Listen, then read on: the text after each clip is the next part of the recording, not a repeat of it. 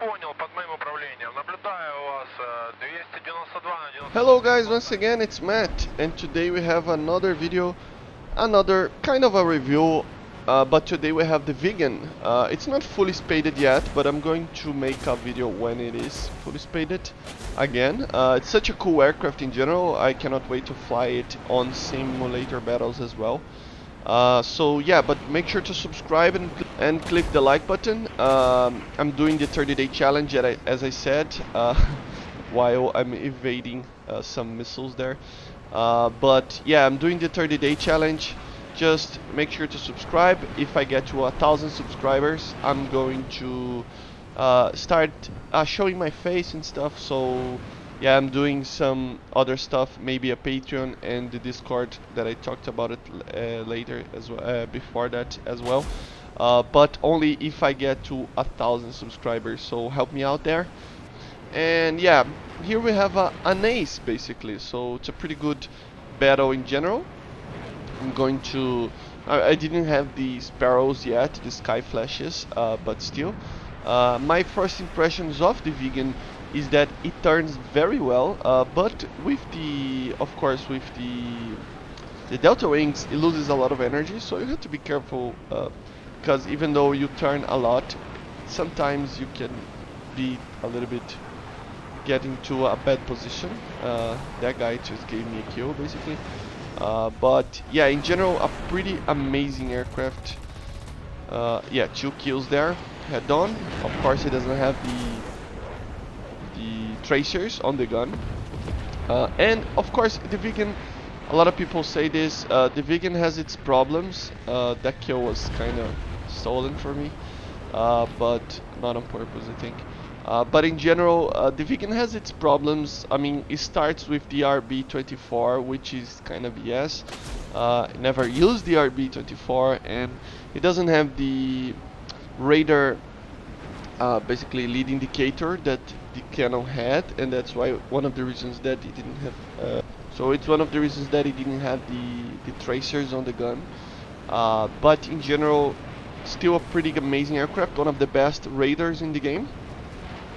I think it still loses a little bit on the Kai radar, and I think the MLD radar is a little bit more predictable to use. Basically, it's a little bit more useful.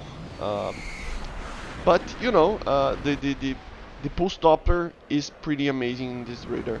So yeah, didn't get that guy, but in general, a pretty amazing aircraft to use.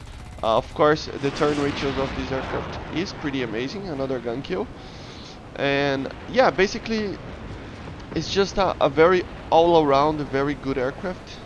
You have to be careful with a thing or another, like the energy retention. Sometimes you can lose a lot of energy turning because of the delta wing, but it has such a strong engine that it can actually, I mean, just get to speed again very fast. So yeah. We had these 2 guys on the last thing. I got one of the MiGs and the F4, just I missed him, and I went to the base, and I'm not gonna show around a little bit, but I ended up getting killed by the F4J because of the stupid radar missiles that chaff doesn't work, you know. If you see my channel for a little while, you know that chaff basically don't work in the game. But in general, the idea, the strategy of this is actually to fly high, has a very strong engine to climb a lot. If the aerodynamics of it makes it very good in a dogfight.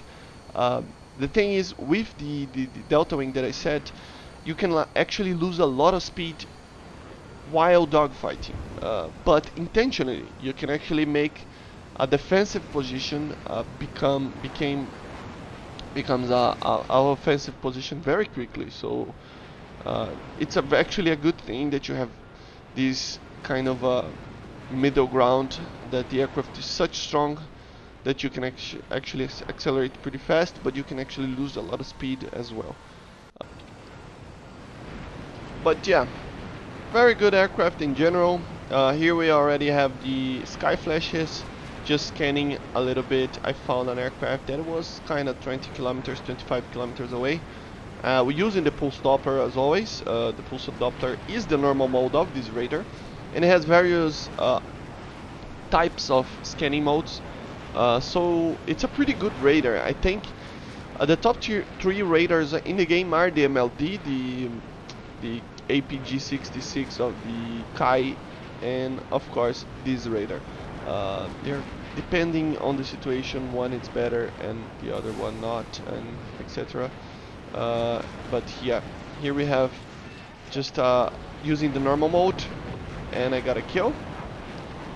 And I was trying to find more people to get with the Sky Flash. Of course, the Sky Flash is still kind of weird right now. It doesn't have the performance that it should, but still a very amazing missile. It's comparable to the E2. Of course, I saw the missile coming from the 23. I got the kill with the Sky Flash and just turned around. The MLD shot an R-24 probably on me, but I managed to evade. And then I just went for a defensive position because there was a lot of aircraft nearby. Of course, you always get into this kind of situation if you are too aggressive. And it's kind of a problem in my style of a gameplay that I am too aggressive sometimes. But in general, it pays off if the aircraft is good, you know. But yeah, I'm running a little bit, I'm maintaining the speed. It's not the fastest aircraft in the deck, especially because it's not spaded in this situation, but it's pretty good in general. The engine is spaded, it's just that there are some aerodynamic stuff. Of course, as you see, my team helped me out. 2 F4s got the 2 guys that were after me, and then 2 more came. I got 2 kills with the Sky Flashes, and then I had 4 AIM-9Js, of course the RB-24J. Cannot wait to see, I think it's called the RB-24, RB-74, which is the AIM-9L. This aircraft will be better, and especially with the Sky Flash being buffed in the future with the real life performance of it. It should be comparable to the AIM-7F, I think, I'm not sure, but yeah, in general.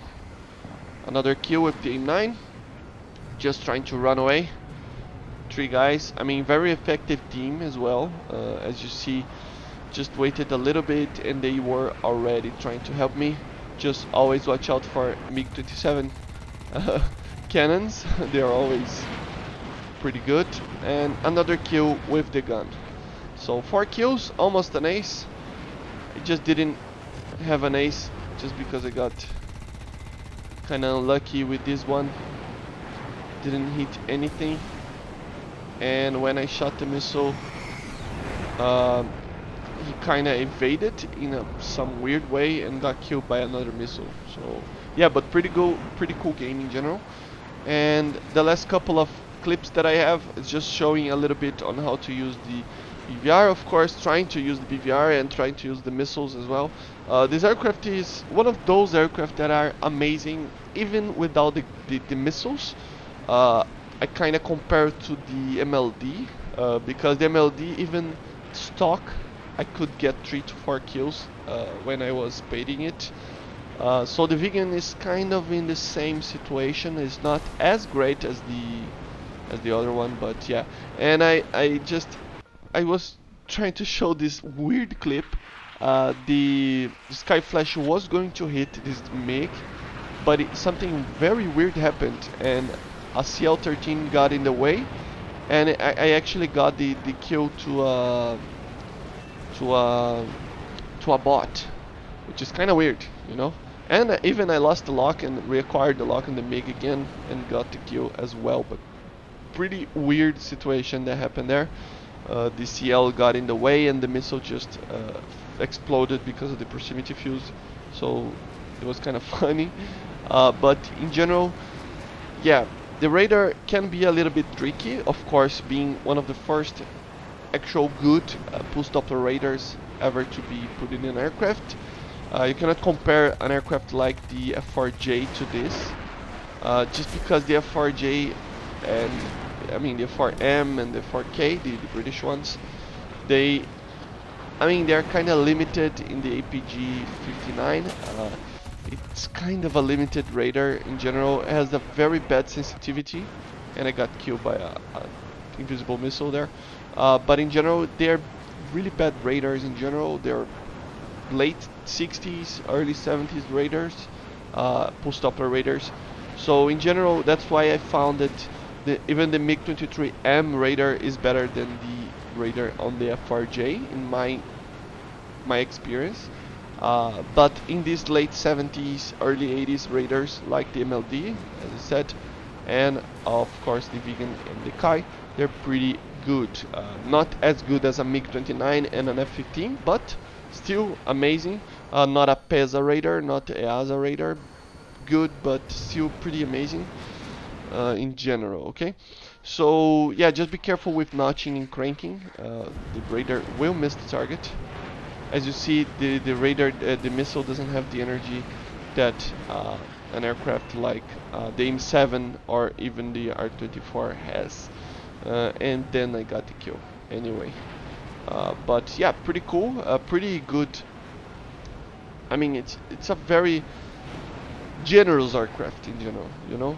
You have to be careful with some stuff, but it's in general they're pretty amazing, and you just have to just fly the aircraft and feel it a little bit. Has the reverser to actually land, which is pretty cool.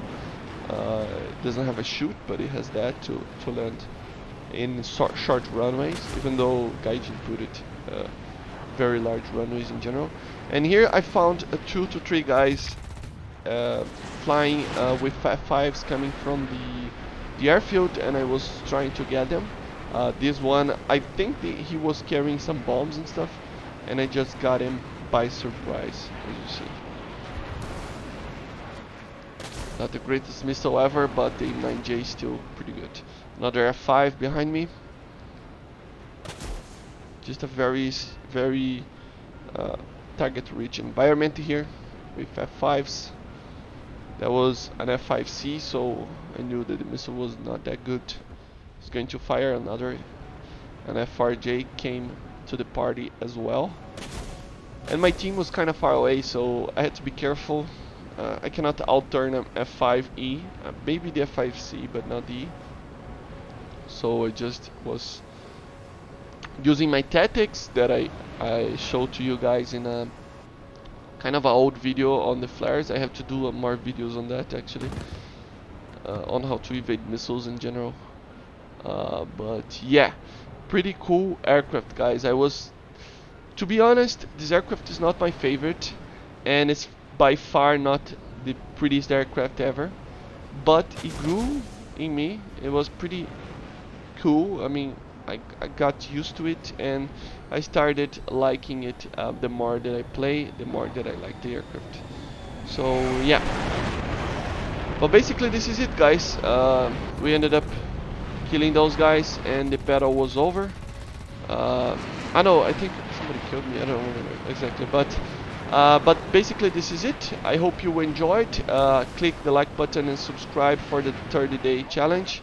And another kill there. And yeah, the FRJ is going to be killed. So see you guys, subscribe.